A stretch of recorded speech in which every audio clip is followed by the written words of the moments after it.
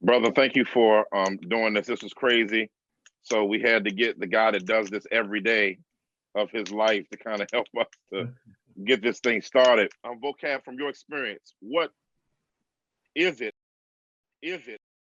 Is it? Is it? Is it? I'd like to welcome Pastor Richardson. He's got some great words of wisdom. So I want to do a simple call and response. And so when I say Chinese, I want you to scream out the nation that's associated with this. For example, if I say Chinese, you're going to say what? China. All right, let's say it with authority. When I say Chinese, you say what? China. All right, that's just a test right there. So here we go. Chinese. China. Russian. Russia. Italian. Italy. German. Germany. Swedish. Sweden. Korean. Korea. Egyptian. Egypt. Nigerian. Nigeria. Black.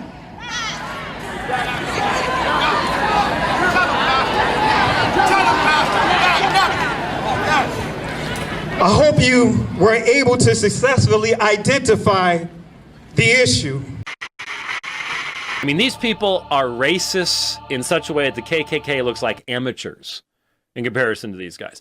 They get away with it because they're of a different color, and you can be racist if you're that color. But these people are just... This is the worst example of using and abusing religion as a cover for racism that you'll ever see. So I say to urban apologetics, shame on you. I'm primarily Scottish, British, and German. That's an interesting mixture. Could cause all sorts of internal conflicts if I lived in light of what happened to my ancestors, but I don't. And you know what? I can look back at each one of my racial groups. Man, the Scots were treated like garbage. They were enslaved. I'm not going to demand reparations. I don't think it has something to do with me today. Why does anyone think that? I don't understand it. It seems absolutely, abjectly absurd to me. To go, hey, well, you know, this happened 150 years ago, so I can live this way, or you owe me that. This is the oldest picture that I have of any of my ancestors. This was taken in 1889 in Broken Bow, Nebraska. I don't know about you, but I don't see much back behind that house there. That is my great-great-grandfather, and obviously my great-great-grandmother. And hence my great-grandfather, I believe, is in her arms. I think that's what my dad said. Now, they didn't have much protection from the sun, and as you can see, they're just working the land as best they can. How do you like those trees? Not exactly what I call a shade tree, huh? If you're an ant, maybe. But there's my family. Now, I really doubt that they're all that lily white out there in that sun. They probably got pretty tan. In fact, I've got some pictures of me. And for like a week in July in Phoenix, every day we went out and we played like 3 hours of tennis from like noon to 3. And they were outdoor courts. So I was darker in those areas where I was exposed to the sun. I was darker that summer than many people that call themselves African Americans today.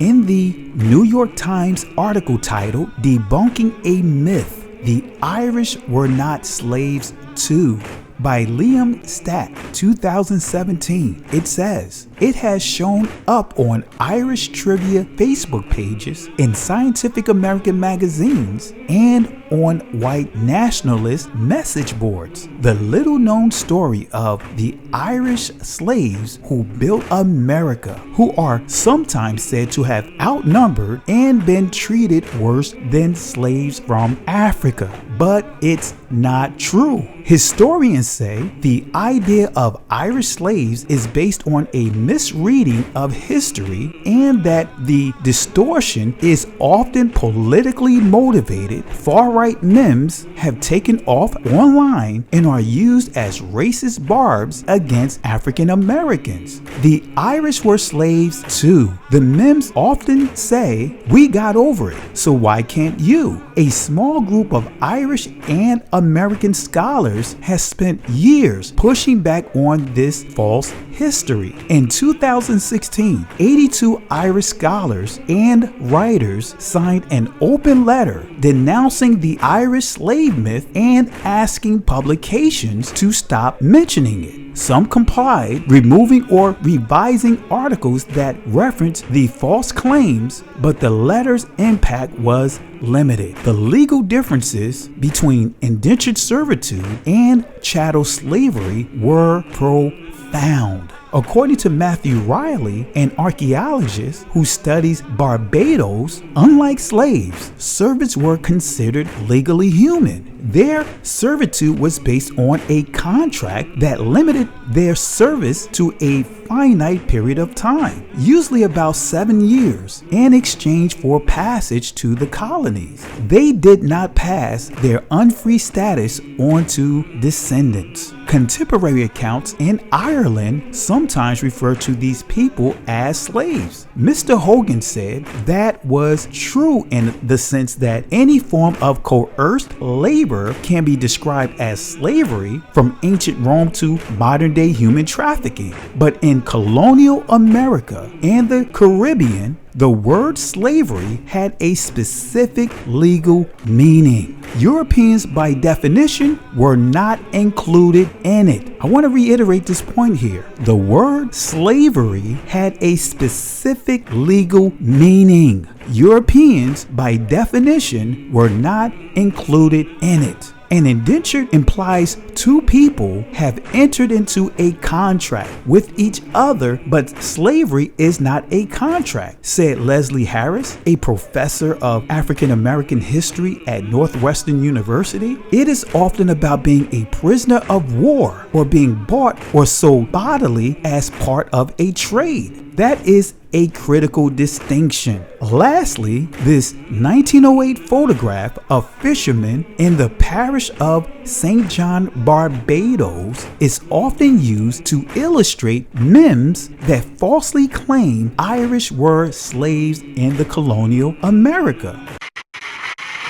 Before I continue to debunk the "we got over it, so why can't you," I want to turn your attention to a Facebook post by Daniel Weiser titled "Irish Lives Matter Too, 1625." I'm going to read part of what it says and then further debunk this white supremacist talking point. Feel free to forward this video to this person and anyone who would like to have an open discussion on this topic. The post says, the Irish slave trade began when 30,000 Irish prisoners were sold as slaves to the New World. The King James I proclamation of 1625 required Irish political prisoners to be sent overseas and sold to English settlers in the West Indies. By the mid-1600s, the Irish were the main slaves sold to Antigua and Montserrat. At that time, 70% of the total population of Montserrat were Irish slaves. Ireland quickly became the biggest source of human livestock for English merchants. The majority of the early slaves to the New World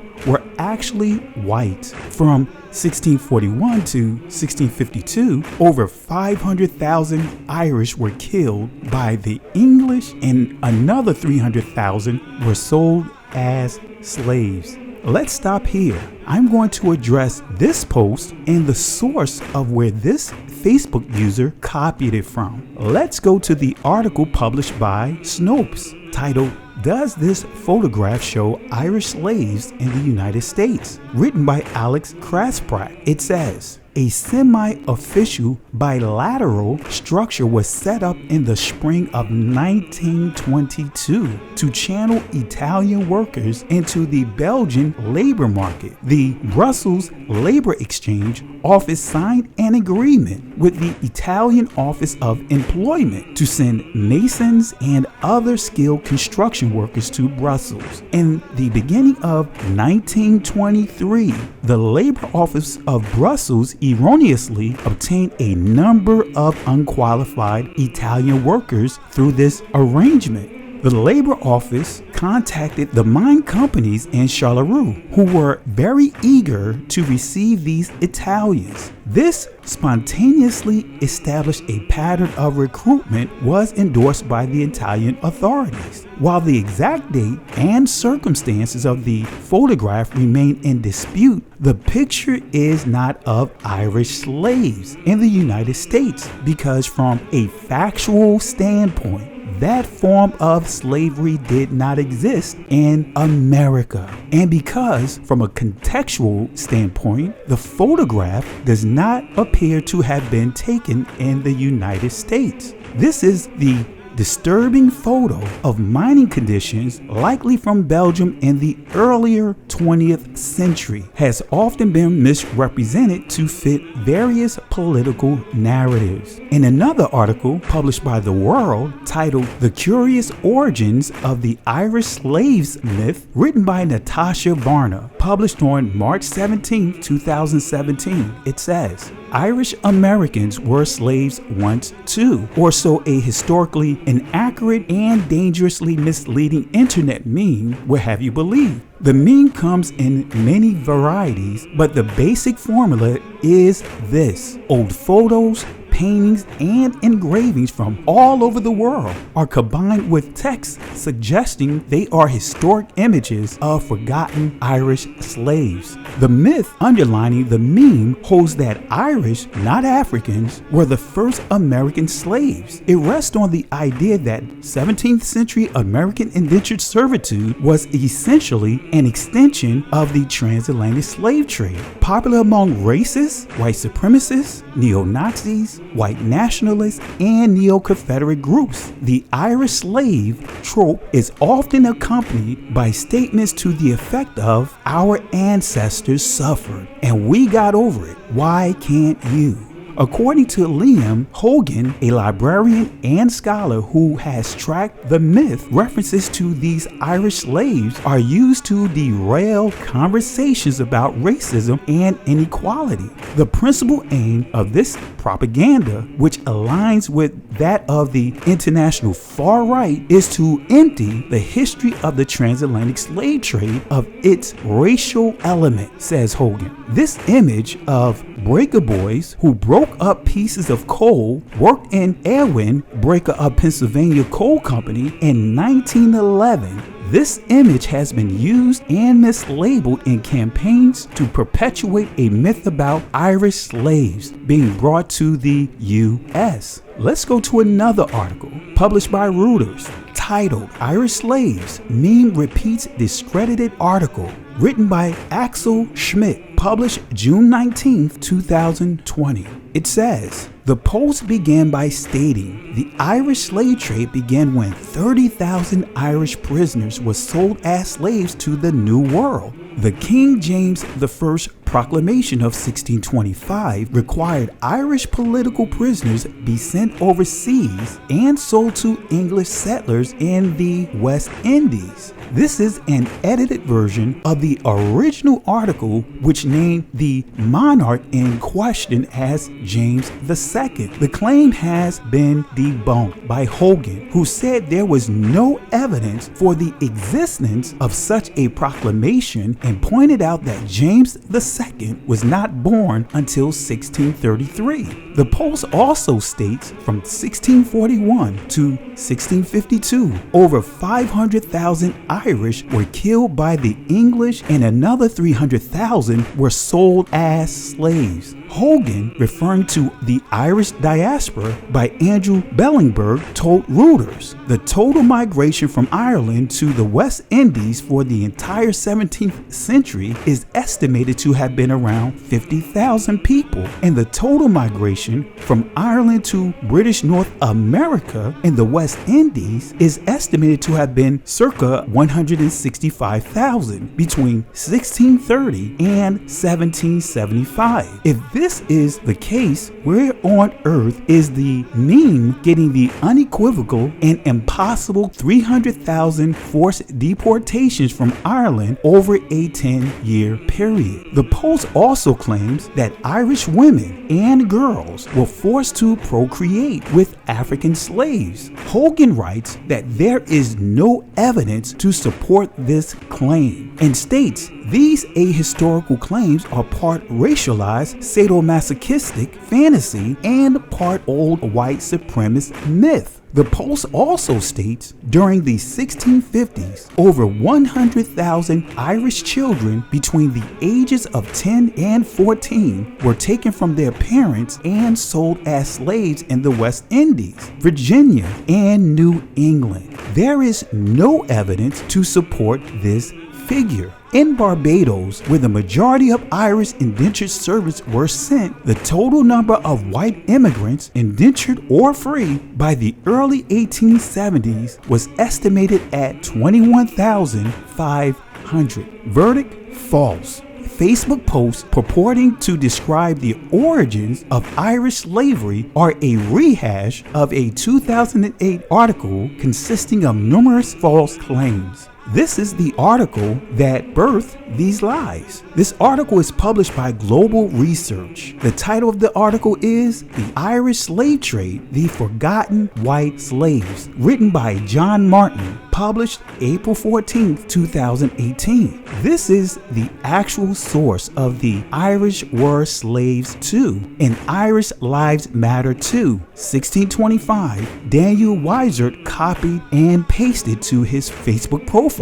Is it a coincidence this article was written during the election year of the former President Barack Obama? Is it a coincidence that this narrative resurfaces every presidential election cycle? Absolutely not.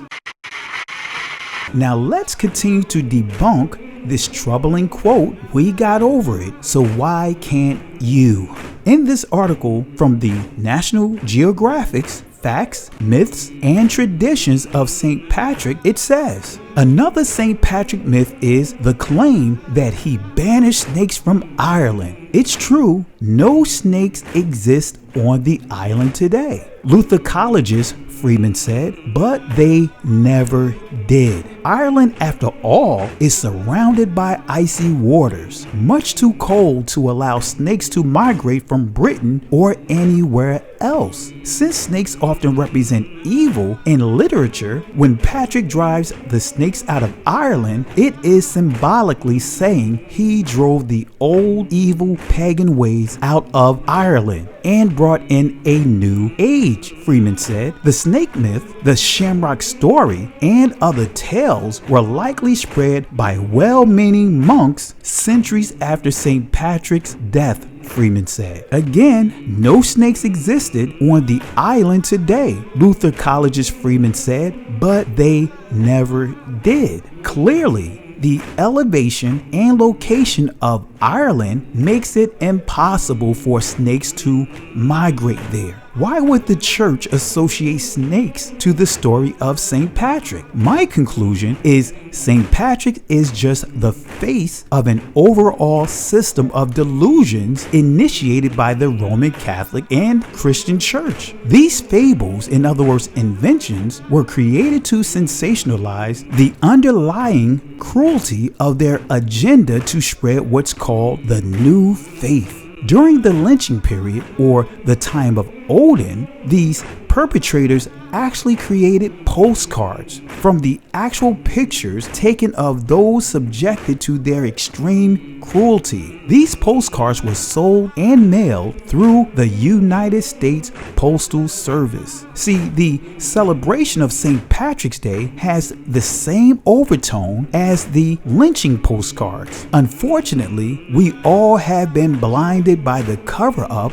of the acts of hatred by the Roman Catholic and Christian Church. I am confident that you will never view St. Patrick's Day the same way again, and this information should provoke you to go deeper in your understanding of history. The article goes on to say, since snakes often represent evil in literature, when Patrick drives the snakes out of Ireland, it is symbolically saying he drove the old evil pagan ways out of Ireland and brought in a new age, Freeman said. So again, snakes often represent evil in literature. When Patrick drives the snakes out of Ireland, it is symbolically saying he drove the old evil pagan ways out of Ireland and brought in a new age. What is the old evil pagan ways Patrick supposedly had driven out? Who were the original people they labeled old evil pagans? What does the word pagan mean? Where did it originate? The etymology of the word pagan says person of non-Christian or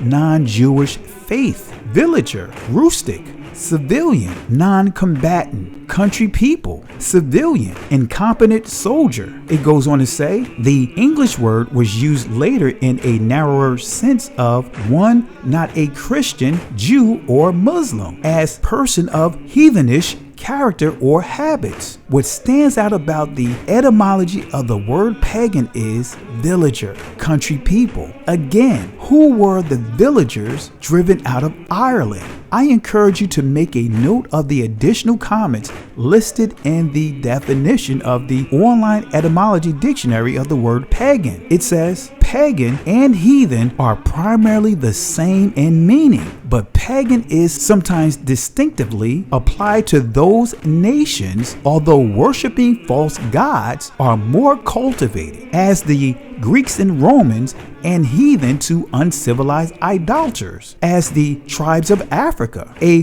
Mohammedan is not counted a pagan, much less a heathen, according to the Century Dictionary, 1897. Again, heathen to uncivilized idolaters, as the tribes of Africa. The word uncivilized was primarily used to describe rebellious Negroes who fought and stood against enslavement. This adjective is used throughout the Willie Lynch letter. Uncivilized was a label attached to all Negroes who rebelled against the institution of slavery. This is the same tone Bishop Eric Mason, Pastor Damon Richardson, Vocab Malone, and other apologists deceptively promote. Every image they display of the Hebrew Israelites will always be what seems to be, as they characterize, uncivilized images of the Hebrew Israelites. Pagan primarily is used to describe supposedly civilized people who do not follow Catholicism, Christianity, Judaism. We also see how the Catholic Christian Church clearly separates Muslims from the words pagan and heathen.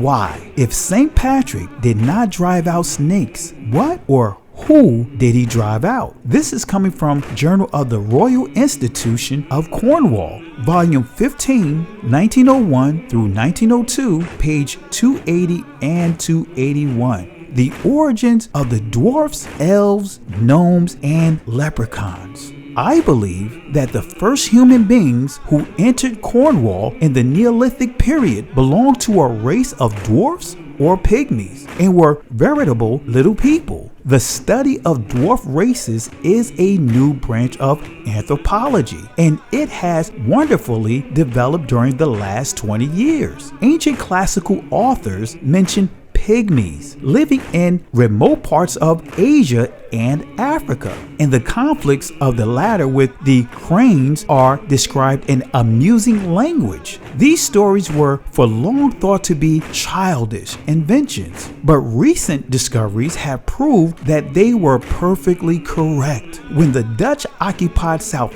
Africa, they met with the dwarf Bushmen, who are the smallest pygmies in the world. The Spaniards also had become acquainted with the Etas and Mamanuas, dwarf races of the Philippine Islands, and Europeans before long discovered the dwarfs of the Andaman Islands, who are known as Minkapis. In Africa, new dwarf tribes were constantly being found, such as the Sokos by Dr. Kraft and the Obangos by M. Du Chaillu. It is now held by many anthropologists that a number of dwarf races formed the earliest human inhabitants of Central Africa. Mr. P. G.R. Paliburton has traced these pygmy races into Morocco and Spain. Long ago, Jacob Grimm concluded from the tradition of elves, gnomes, and trolls currently in Germany that dwarf races inhabited Central Europe in prehistoric times. And Professor Nielsen has come to the same conclusion concerning Scandinavia. Again, dwarf races inhabited Central Europe in prehistoric times. The so-called tradition of elves, gnomes, and trolls actually derived from an African dwarf group labeled pygmies. Every story, every movie, every book you see that refer to elves, gnomes, trolls is an actual replacement of an African people and their heritage. Movies such as Lord of the Rings, The Hobbit, and etc. are birthed from actual stories of genocide of the original people who dwelt in Central Europe during what's considered prehistoric times. Going back to the book Journal of the Royal Institution of Cornwall, Volume 15, 1901 through 1902, page 282, says this: I would apply these conclusions to Cornwall. We have our legends of piskies, fairies, and little people, as these stories are now understood in Europe to refer to a real race of prehistoric dwarfs. So I believe we may understand them with reference to Cornwall. I believe